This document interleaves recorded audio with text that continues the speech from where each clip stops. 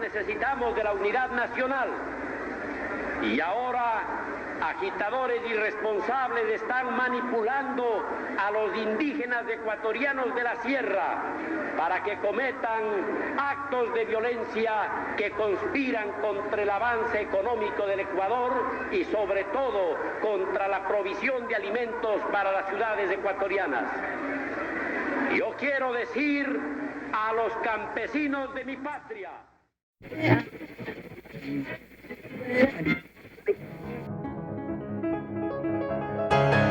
Es tiempo de tiempo ahora. Es tiempo de historia para la acción. Con René Tuapanta y Brian Tite, desde el Poche del planeta.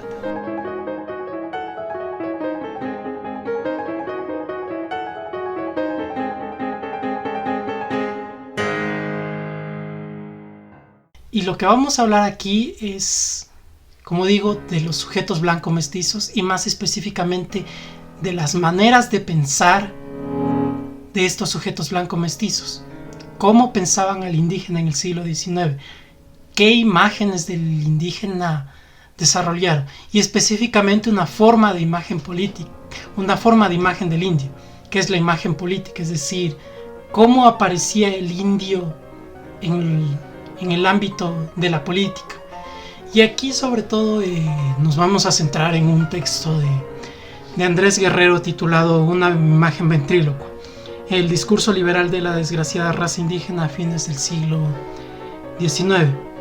Creo que el título sintetiza un poco de las cuestiones que vamos a denominar. Para empezar señalando, decir que es una imagen ventrílocua es decir de que es otra persona la que está hablando. Es decir, la imagen que se presenta es la del indio, pero son otras personas las que están hablando.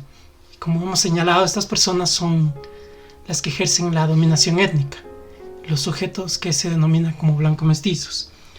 Y por otro lado, hablamos de un discurso liberal.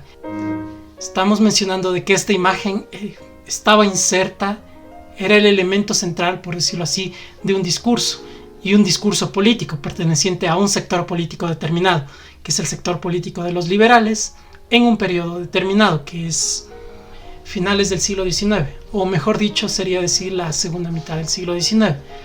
Bien, creo que un poco para introducir este tema, lo primero que nos toca señalar es, digámoslo, cuál es la premisa de la cual parte Andrés Guerrero, el autor de este texto, para desarrollar su argumento.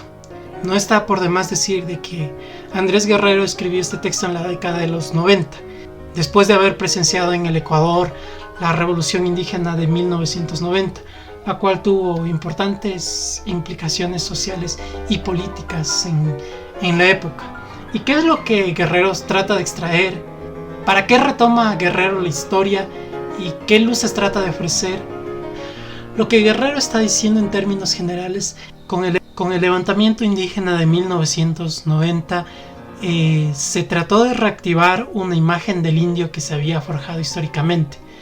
Desde el lado del gobierno se insistió en una temática de que los indios eran seres que habían sido ingenuos y que habían sido manipulados, y que por un lado había un sector de personas realmente interesadas en redimir al indio y en tratarlo como un ser humano. Pero frente a esta imagen del indio que se ofrecía desde el lado del gobierno de Rodrigo Borja, la realidad que aparece es el colapso de esta imagen forjada históricamente. Que esta imagen del indio como seres ingenuos y como seres que necesitan protección y que niños necesitan ser tratados como seres humanos y con condescendencia por parte de ciertos sectores, tenía un objetivo político. O sea, servía para delimitar el campo político, por decirlo de alguna manera. Y el campo político lo delimitaba entre dos sectores. Por un lado, los liberales, que se presentan como los redentores de la raza indígena, y por otro lado, los conservadores y la iglesia como los sectores que mantenían en situación de sometimiento a los indios. Es decir, al hablar de los indios como como seres ingenuos, criaturas simples. Lo que se está tratando de hacer es establecer una demarcación política para determinar quiénes son los que están defendiendo al indio y quiénes son los que han sometido al indio en su situación de miseria. Y digámoslo, esta manera de presentar al indio es algo que se forjó históricamente en el siglo XIX. Como ciertas nociones, ciertas percepciones mentales que existían entre el grupo blanco mestizo llegan a articularse en torno a una imagen del indio, y cómo esta imagen del indio llega a ser el elemento central de un discurso político, el cual sirve como herramienta para los liberales, y que además se convierte en la política oficial del Ecuador a partir de la Revolución Liberal de 1895. En el Estado republicano existe la categoría de ciudadanos, pero a pesar de que ya existe esa categoría de ciudadanos, persisten todavía las categorías coloniales, que en este caso es la separación étnica entre la República de Españoles y la República de Indios. Es decir, la situación colonial persiste, las categorías coloniales persisten a pesar de la presencia de un Estado republicano. Esto en el primer momento. Y en el segundo momento de la administración étnica, en el cual justamente se inaugura con la inauguración del tributo, y en el cual se produce lo que Guerrero denomina la ocultación de las poblaciones indígenas. Es decir, en términos legales los indígenas dejan de existir, pero evidentemente las poblaciones indígenas todavía están allí. Entonces, ¿qué es lo que ocurre en esas situaciones? Lo que Guerrero señala es que el Estado delega la administración de estas poblaciones a los poderes locales, a los poderes regionales, y que es en este contexto de transformación de la administración étnica en el cual se produce la emergencia de esta imagen del indio, que posteriormente va a ser articulada en torno a un discurso elaborado desde los liberales con objetivos políticos. Entonces, justamente para poder explorar la emergencia de esta imagen política del indio, hay que ver justamente cómo se producen estas transformaciones en la forma de administración étnica en el Ecuador republicano. Y el primer momento, como hemos señalado anteriormente, es el momento de los indios tributarios. ¿Y qué es lo que es, digamos, el elemento característico en este momento? Que los indios existen como categoría todavía dentro del Estado. Y al existir como categoría, el Estado tiene una relación determinada, identifica a ciertas poblaciones bajo ciertos criterios, que en este caso es la categoría de indios, los cuales poseen una especificidad y son gobernados de maneras específicas. En estas circunstancias es necesario definir a la categoría de indio, porque es la categoría a la cual se tiene que administrar estatalmente. Y lo que notamos en este periodo es que los indios poseen una existencia como un sujeto que tiene que ser administrado y gobernado, ya sea como sujetos que tienen que ser organizados a través de los censos, como personas que tienen que estar sujetas a la representación política, como personas que tienen que cumplir determinadas obligaciones fiscales, como personas que deben ser tratadas de manera específica en el ámbito jurídico, que hay un interés por determinar qué es lo indígena y ciertas maneras a través de las cuales se delimita o se describe. Entonces, lo que vemos en este primer periodo es que lo que suele insistirse es que son una clase miserable. Y ojo a estos dos términos: por un lado que se hable de clase y por otro lado que se hable de una condición de miseria. Y sobre todo lo que hay que señalar en esto es que estas descripciones aparecen en el ámbito de las leyes y, digámoslo, en el ámbito de la práctica política. ¿A qué me refiero con esto? Que en las leyes se establecen los criterios a través de los cuales se define lo que es el indio, y a través de estos criterios se traduce en una práctica política. Y lo que vemos en esto es que en el ámbito jurídico no hay una retórica en torno al indio.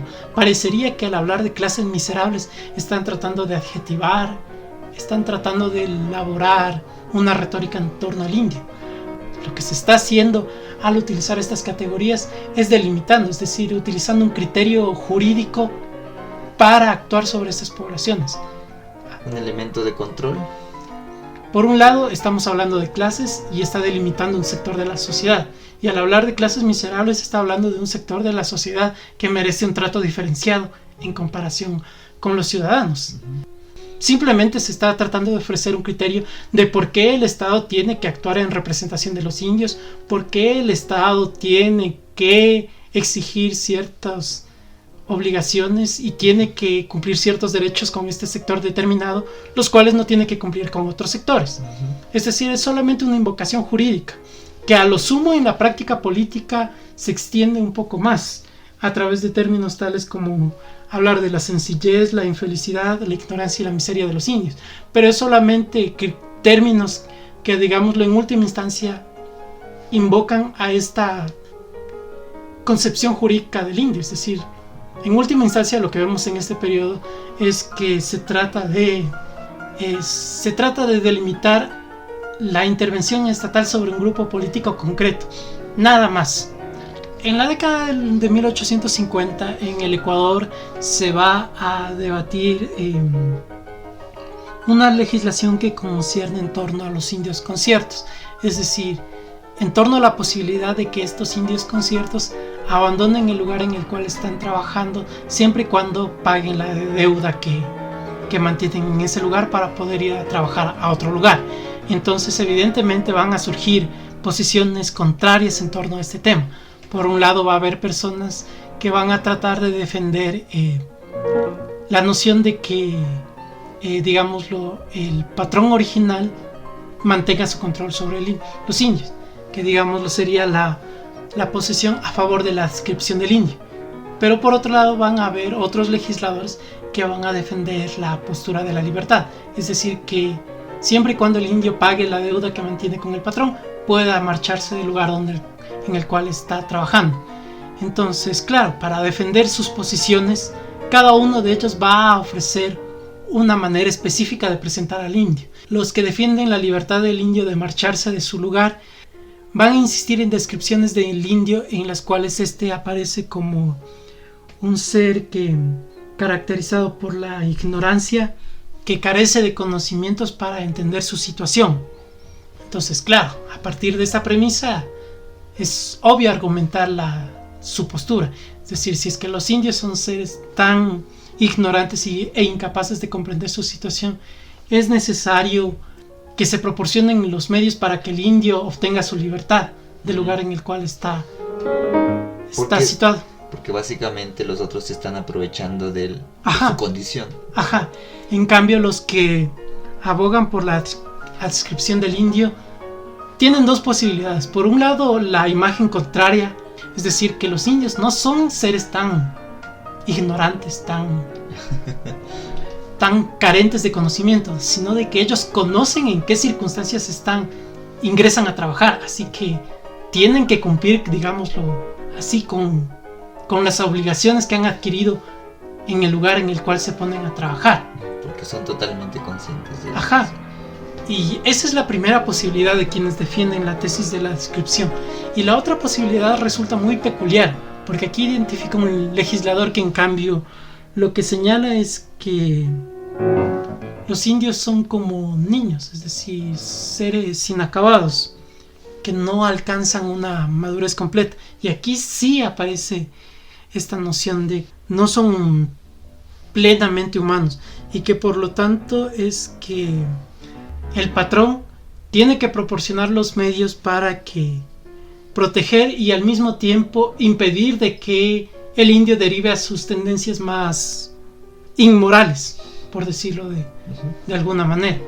Y aquí vamos a saber algo que va a aparecer posteriormente: ofrecer anécdotas que se van a convertir posteriormente en lugares comunes dentro de la retórica, es decir, en tópicos reiterativos al momento de hablar del indio. Por ejemplo, dentro de esta postura lo que Guerrero identifica es que se habla acerca del indio como si fuera un animal, que cualquier persona lo coge y lo lleva por cualquier lado a su voluntad. Se dan atributos al indio y se invocan una imagen del indio que ya obedece a objetivos estrictamente políticos. Es decir, al hablar del indio, el tema no es el indio. En última instancia, todos estos legisladores no les interesa discernir cuáles son los atributos del indio. Lo que les interesa es defender los intereses de los patronos del indio, sea de aquellos que quieren mantener el control de la población sobre los indígenas, o sea de aquellos que favorecen de que otros hacendados puedan, siempre y cuando paguen la deuda del indio, puedan acceder a la mano de obra del indio. Y eso va a ser una característica que va a aparecer muy marcadamente en la etapa posterior. Lo que vamos a ver es que, a pesar de todo, en este momento, si bien ya hay estos esfuerzos, justamente como vengo señalando, de ofrecer una imagen del indio, lo que vemos es que no se articula un discurso. Es decir, todos ellos parten de ciertas preconcepciones del indio, pero una vez que han descrito al indio de esta manera para justificar su postura política, queda allí. Es decir, el indio solo es un elemento, uno de los elementos de su posición. Es una excusa para hablar de política. Ajá, es solamente una de las excusas, por decirlo de alguna manera. Es uno de los elementos de la retórica y que utilizan para avanzar su postura política.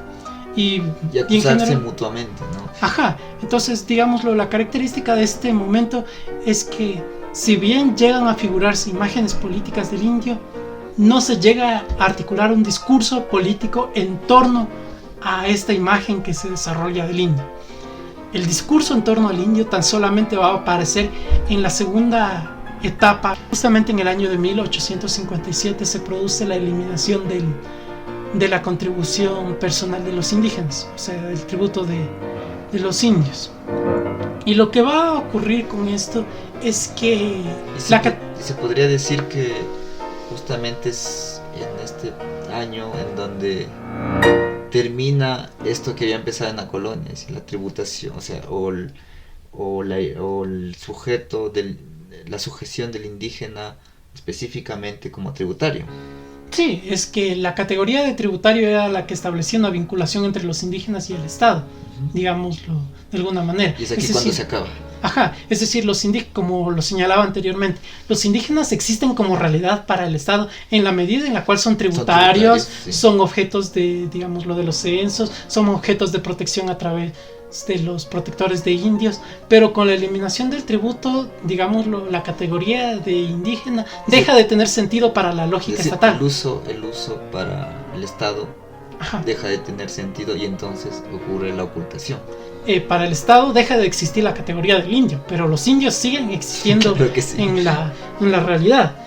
Supuestamente, bajo la eliminación del tributo, los indígenas quedan integrados a la posibilidad de la ciudadanía plena, pero lo que vamos a ver digámoslo, en la realidad es que estos indios, al dejar de ser sujetos de la administración del Estado, pasan a ser administrados por los poderes locales, por los poderes regionales.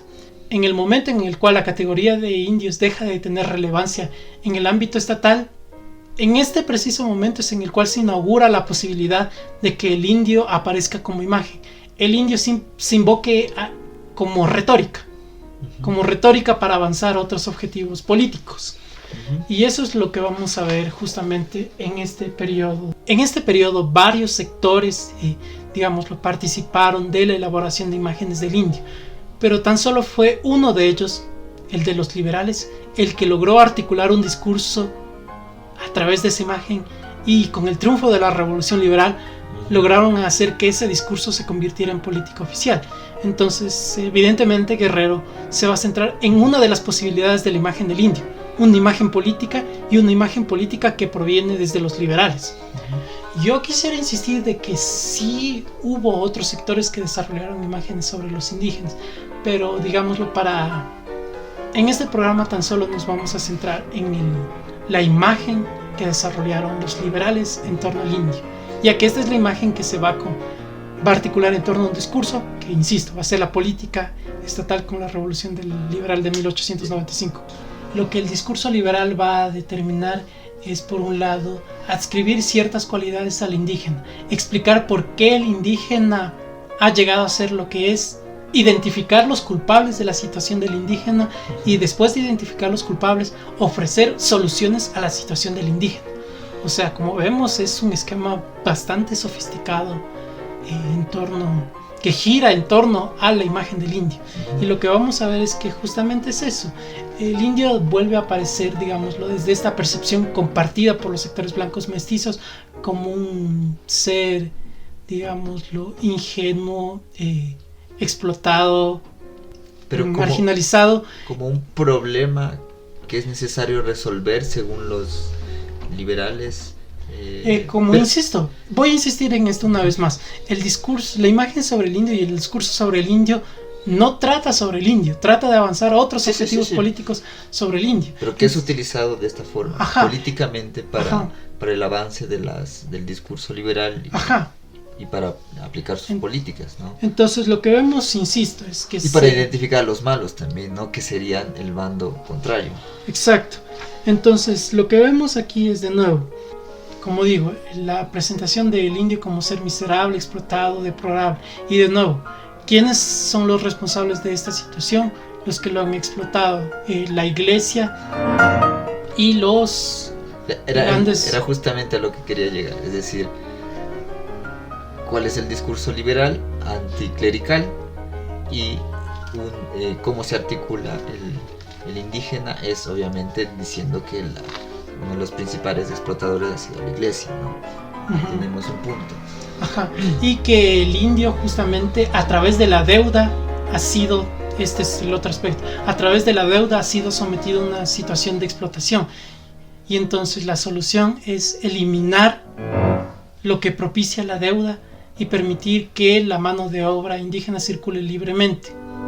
Y aquí vemos el programa económico de los liberales. Entonces vemos de que están hablando de los indígenas, pero en última instancia lo que están haciendo al hablar de los indígenas es avanzando un proyecto político y económico de carácter liberal. La cuestión que va a ocupar un lugar central al forjar esta imagen del indio es los atributos que constituyen al indio. Entonces vamos a ver las descripciones de la miseria y de la degradación. Y luego justamente insistir en factores todavía más profundos. Hablar del alma del indio, de la situación del alma del indio. ¿Quiénes son los que han sumido al alma del indio en tal situación? Y denunciarlos justamente por haber convertido al indio en lo que es.